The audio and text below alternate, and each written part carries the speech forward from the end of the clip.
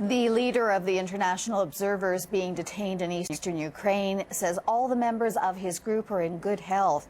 Axel Schneider made the comment at a hastily called news conference in Slovyansk today.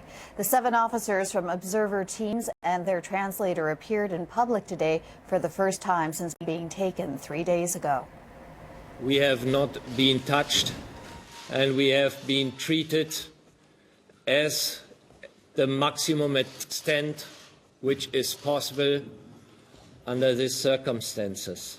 We have no indication when we will be sent home to our countries and to see our families. Our presence here in Slovyansk is for sure a political instrument for the decision makers here in the region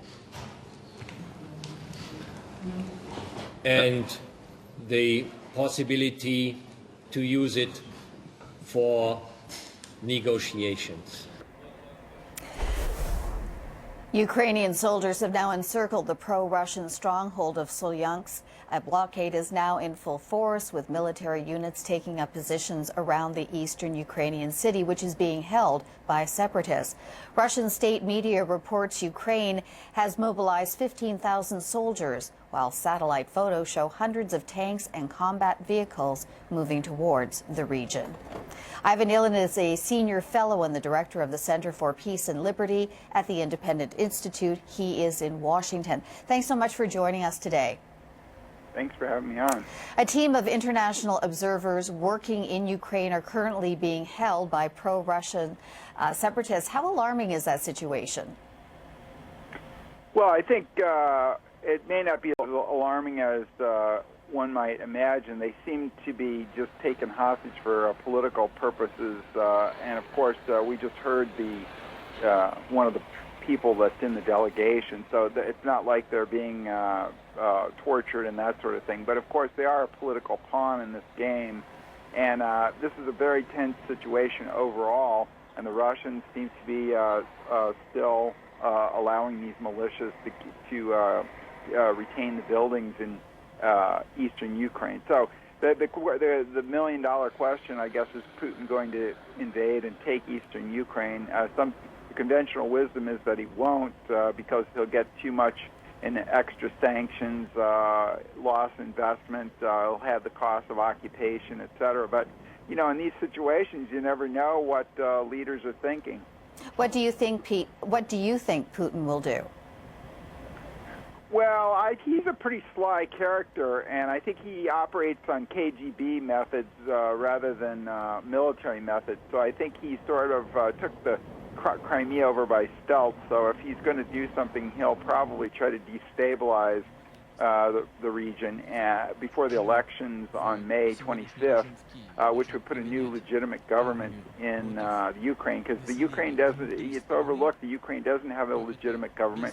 The government of Yanukovych, who was pro-Russian, was elected, and it was overthrown by street mobs. So these elections on May 25th are pretty important, and I think Putin will probably try to destabilize the country, pending those elections.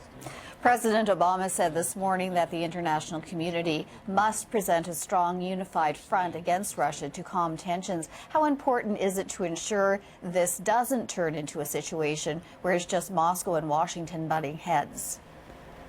Well, it'll be useless if that's the case, because the U.S. does trade with Russia, but the European Union has much more intertwined relationship and trade, much more volume of trade, investments, et cetera, simply because it's closer to Russia. But there's a two-way street. With Europeans are not enthusiastic about joining the U.S. sanctions unless they have to, simply because they'll lose Russian natural gas, energy, and of course they'll lose valuable investments that they have in Russia. So it's a two-way street when you put economic sanctions on when you have that much trade. The U.S. doesn't have as much to lose. But the unilateral sanctions probably won't do very much at all. They're more symbolic.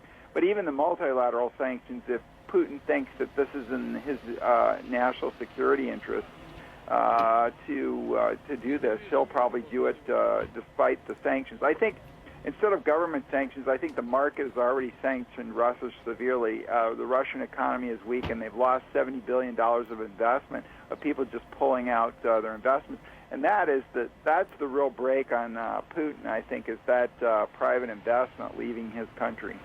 All right, Ivan Eland from the Independent Institute in Washington. We appreciate your time and expertise. Thank you.